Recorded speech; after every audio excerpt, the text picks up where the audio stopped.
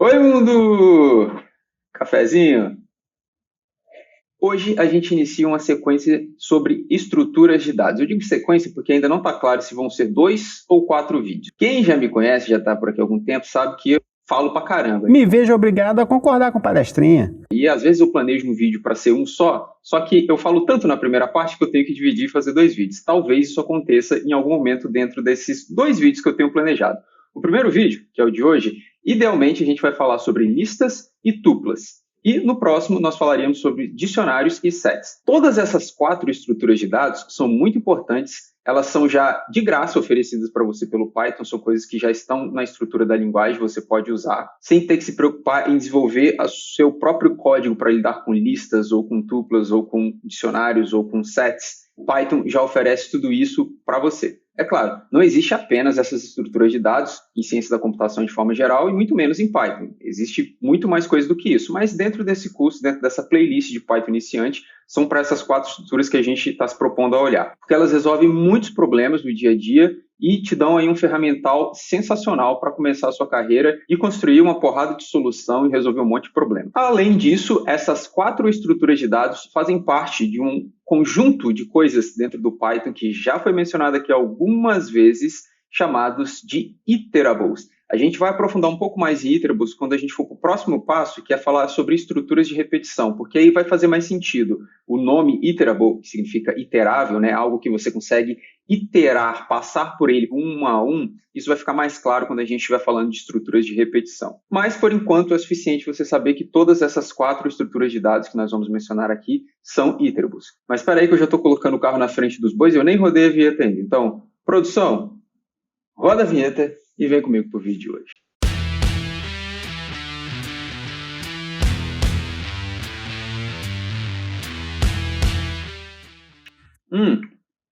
Ok, então, como eu vinha falando, listas e tuplas, que são o assunto do vídeo de hoje, também são iterables. Porém, como também já foi dito em algum momento aqui, em alguns vídeos atrás, elas fazem parte de um conjunto, de um subconjunto especial de iterables que são chamados de sequences. E sequences são assim chamadas porque dentro delas a sequência, isso é, a ordem com que os elementos são armazenados, é importante. Inclusive, esse conceito de ordem só existe para iterables que realmente fazem parte do grupo de sequences.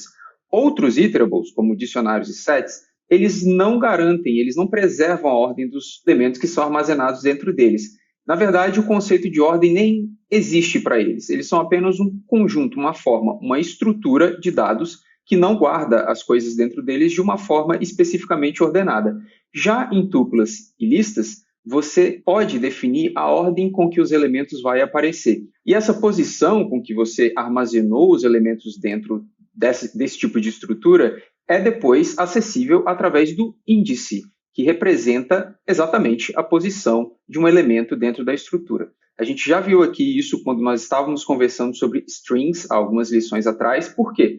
Porque strings também são sequences. Então, todos aqueles conceitos que foram vistos e explorados lá continuam valendo tanto para listas quanto para tuplas. Ou seja, o primeiro elemento da estrutura sempre vai estar no índice 0, o último elemento da estrutura sempre pode ser acessado através do índice -1, a gente pode fazer slicing, a gente pode acionar, isso é, acessar elementos específicos dentro da estrutura a partir do índice deles. Todos esses conceitos continuam sendo válidos aqui. Mas chega de blá blá blá e vamos olhar aqui na prática, então, como que a gente declara e trabalha com listas em Python. Muito bem, então definir listas em Python é extremamente simples. A gente faz isso através dos colchetes. Então basta você abrir colchete, começar a escrever os elementos que você deseja armazenar dentro de uma lista, separados por vírgula, e quando você chegar ao final, quando já for o último elemento, você fecha o colchetes. Beleza? E assim você então criou a sua lista. Eu faço isso aqui na linha 16 e logo na linha 17 eu quero te mostrar qual é o tipo, né? O que é a função do type retorna como tipo dessa variável que eu acabei de declarar, chamado minha lista. E eu tive que trocar a camisa porque estava frio e agora está calor. Continuando, aqui na linha 19 e 20, eu estou fazendo o que a gente chama de teste de verdade. A gente já viu isso aqui antes, né? Mas eu acho que eu não defini dessa forma. Sempre que você usa a função bool, passando para ela um parâmetro para ver o que isso resolve, né? Para se resolve para verdadeiro ou se resolve para falso, o nome que a gente dá a isso em Python é teste de verdade, né? Você está testando aquele objeto para ver se ele traduz para verdadeiro ou para falso. Isso é muito útil quando a gente for usar listas dentro de estruturas de tomada de decisão, que é uma coisa que com certeza a gente vai ver por aqui também em algum momento. Então, vamos rodar o nosso programa e ver o que essas 4 linhas aqui nos gera como output. E tá lá. Eu defini então aqui na 16 a variável minha lista, que faz referência a um objeto do tipo lista. E eu garanto para você que é um objeto do tipo lista, baseado aqui no output da linha 17. Veja que ele imprime para mim o tipo do dado da variável minha list, na verdade era para ser minha lista, né? Vamos até corrigir aqui logo.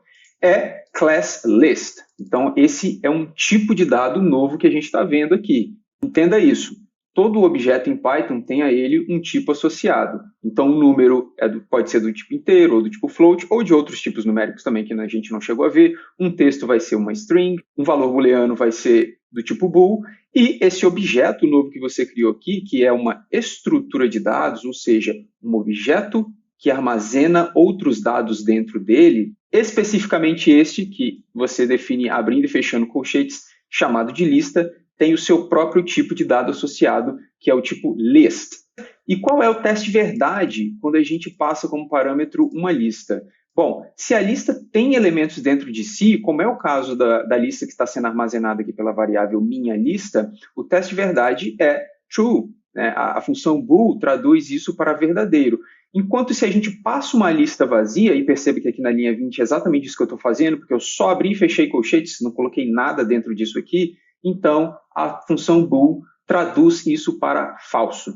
Mantém-se em mente, como eu disse, isso é um conceito importante, isso vai voltar em algum momento. Continuando aqui em nossos exemplos, a gente vai fazer uma rápida revisão daquilo que a gente já viu quando nós falamos lá de strings, porque, como eu já disse, strings e listas são sequences, então os mesmos conceitos de acessar elemento, fazer slicing, tudo se aplica aqui também.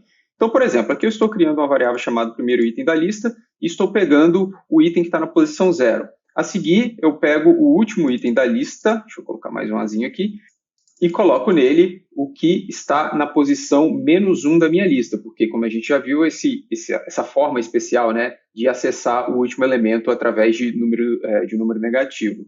Além disso, a gente consegue fazer fatiamento de lista também. Aqui eu estou passando como parâmetros para o fatiamento o 2 e o 4.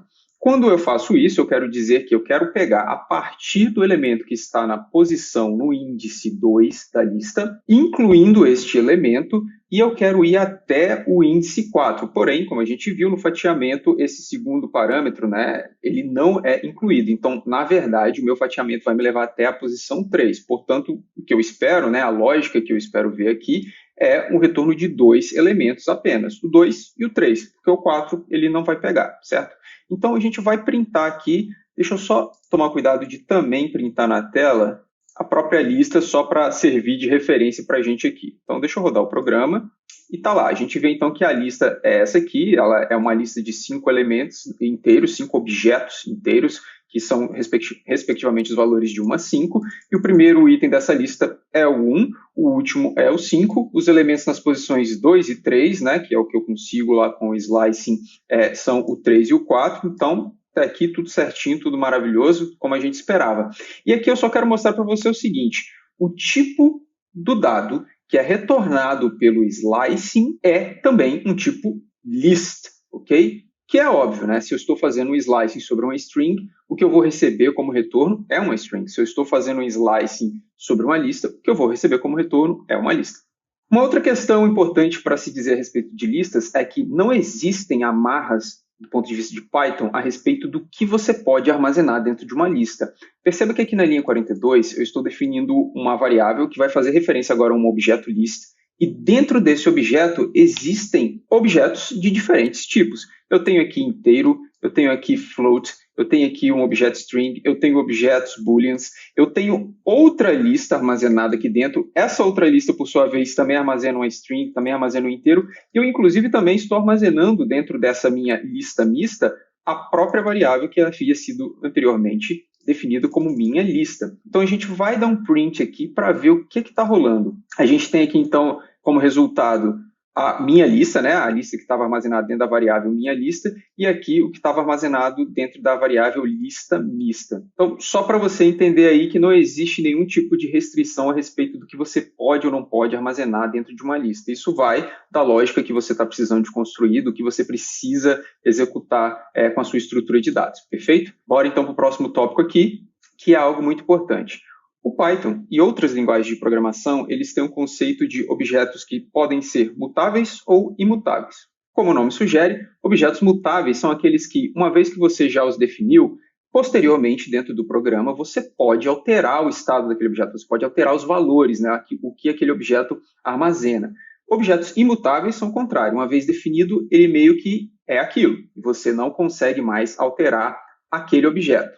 Listas caem dentro dessa definição de objetos mutáveis. O que isso quer dizer? Uma vez que eu defini uma lista, eu posso acessar elementos dentro dela e alterar completamente o valor dele. Inclusive, posso alterar para outro objeto de outro tipo de dado. Vamos ver um exemplo aqui. Aqui na linha 56, eu estou pegando aquela lista mista que eu defini aqui anteriormente, estou acessando o elemento que está na posição número 1 e alterando o valor dele para DEF. Eu não sei o que estava lá, na verdade era esse aqui, né? O ABC, e agora eu quero alterar isso para DEF. Então aqui tem duas coisas acontecendo, dois conceitos que você tem que levar em consideração. Um é como acessar e alterar um valor, é dessa forma, né?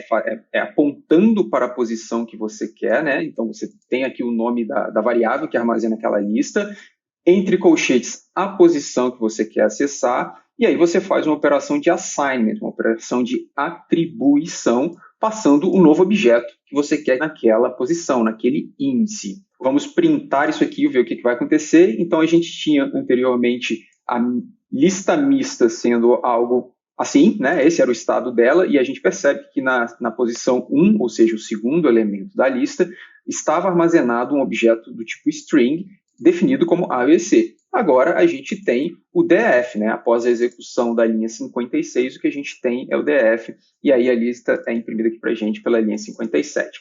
A gente vai fazer exatamente a mesma coisa, mas agora a gente vai olhar para o elemento que estava na posição 6 da lista mista. O que estava na posição 6? Bom, aqui é 0, 1, 2, 3, 4, 5, 6. Então, 6, na verdade, era aquela primeira lista que eu defini como minha lista, certo? Então, eu quero ir lá na posição 6, pegar esse objeto que está armazenado lá, e eu sei que esse objeto é uma lista, ok? E aí, dentro dessa lista, eu quero agora acessar a posição 1, ou seja, o segundo elemento da lista. E lá eu quero agora escrever o objeto do tipo inteiro 99. Então, repare que você consegue fazer acessos indentados dentro da lista, né? Aqui a gente tem uma lista aninhada dentro de outra lista. Então, aqui o 6, né? Quando eu faço essa primeira parte até aqui, eu estou pegando este objeto. E aí o Python retorna esse objeto para mim. Daí eu falo, beleza, agora que eu tenho esse objeto, eu quero acessar o que está na posição 1 dele, que também é uma lista, né? Eu só posso fazer isso porque eu sei que esse objeto que está na posição 6 é uma lista. E aí sim eu vou alterar o valor que está armazenado lá dentro dessa posição para 99. Vamos executar esse código e ver que o que acontece é, eu tenho aqui a minha lista original, aqui eu tenho a minha lista quando eu alterei ela, o primeiro elemento dela para DEF, aqui eu tenho a minha lista quando eu alterei o sexto elemento dela na segunda posição, ou melhor, no segundo índice, né, para 99. E aqui eu só imprimo de novo a minha lista, para você ver que quando eu fiz essa alteração aqui, de fato, o que o Python está fazendo é alterar aquela primeira lista que foi definida aqui em cima desta forma, certo? Após a execução da linha 59, o que aconteceu é que o Python foi lá naquela lista e alterou o elemento no índice 1, ou seja, o segundo elemento da lista, para 99, e isso é refletido lá também. Eu quero dizer, refletido na variável que está fazendo referência ao objeto minha lista. Deu para entender isso? Não acho que seja tão difícil, mas é um conceito bem importante de entender. Listas são mutáveis e uma vez que você acessa e altera o elemento dela, ele é mudado. Inclusive, se esse elemento que você altera dentro dela faz referência a outra estrutura de dado, quando você faz essa mudança, você está mudando lá dentro daquela estrutura de dado que está armazenada dentro da sua lista. eu já vou ter que partir esse vídeo em 2. Eu prefiro fazer isso porque os últimos vídeos aqui do canal já todos passaram de 25 minutos. Eu não acho isso lá uma coisa muito boa. Mas se eu faço um vídeo muito longo, a probabilidade de você engajar com ele, realmente aprender e assimilar tudo que está ali, começa a declinar bastante. É normal, é do ser humano. Então eu tô com um target, né, um alvo aí de manter os vídeos em 15, 20 minutos, estourando, num caso excepcional, 25 minutos. É isso que eu quero manter daqui para frente. Então, para isso, eu vou parar esse vídeo aqui e a gente continua falando de listas ainda no próximo vídeo.